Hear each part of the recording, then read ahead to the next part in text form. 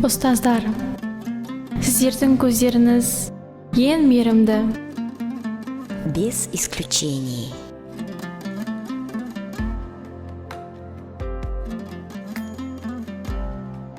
Сіздерді алғаш рет көргенде біз жылаймыз.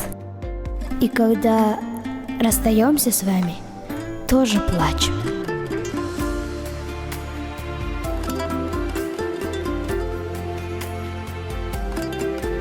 Сіздер өз балаларыңызды қатты жақсы көресіздер.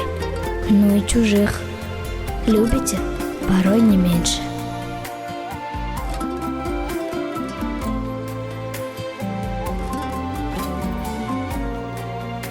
Сіздер үшін жат бала жоқ.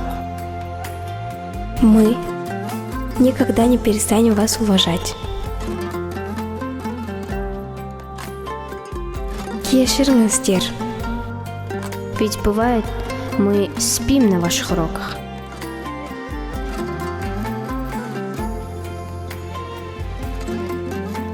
Біздің қарнымыз ашқанда, бізге қамқор боласыздар.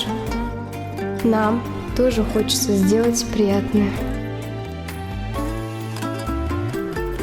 Сіздер бізбен әрқашан мақтанасыздар. И гордитесь, когда лучшие не мы.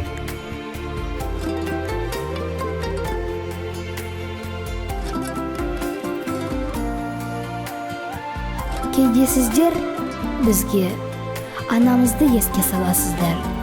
А иногда напоминаете папу.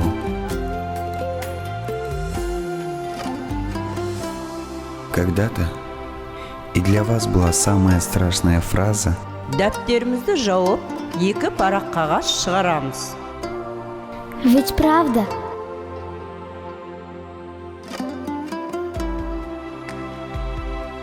Сіздер бізді мақтау үшін мұғалімдер жиналысына жиналасыздар.